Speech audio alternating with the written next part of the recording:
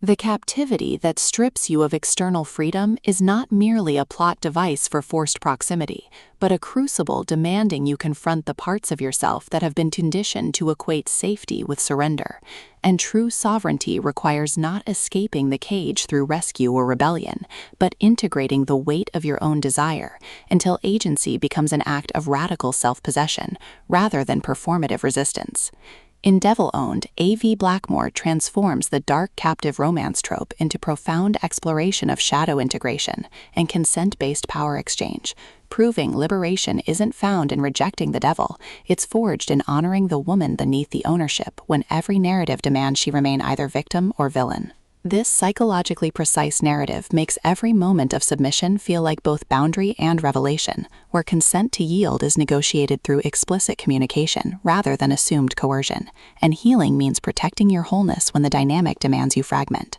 From velvet and iron narration, listeners enter worlds where possession is syntax and presence is the only unbreakable safe word. Perfect for fans of emotionally intelligent dark romance, where female complexity defies fetishization. When indebted artist Alara Vance enters a contractual arrangement with enigmatic collector Julian Thorne, expecting transactional degradation, she discovers his meticulous attention mirrors the exact tenderness she's denied herself beneath years of performative compliance, and his refusal to treat her as mere object creates space for connection defying master-captive hierarchy. Navigating gilded confinement and buried attractions, Alara realizes this ownership isn't about erasure but recalibration, with Blackmoor avoiding reducing Alara to passive prize or Julian to predatory archetype, instead crafting radical reciprocity within constraint, where trust is earned through honoring limits even as intensity blurs them. An audiobook narration amplifies this alchemy by capturing Alara's disciplined composure softening into clarity and Julian's guarded intensity revealing warmth beneath vigilance, making listeners feel seismic shifts of souls learning some bonds can only be claimed when you stop letting shame define their validity.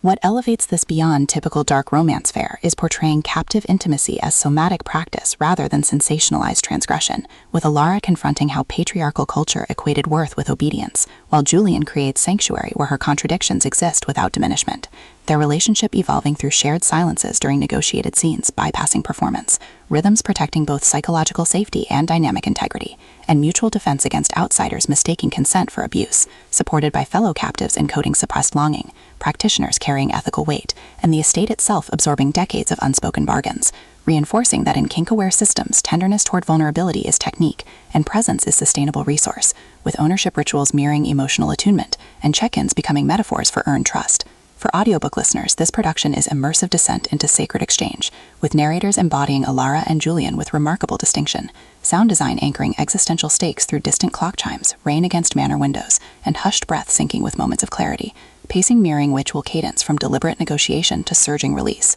ultimately redefining dark captive romance by centering female epistemology within power exchange frameworks and affirming that sometimes the most powerful act is choosing to claim yourself fully on your own terms, honoring whole self even in landscapes shaped by possession.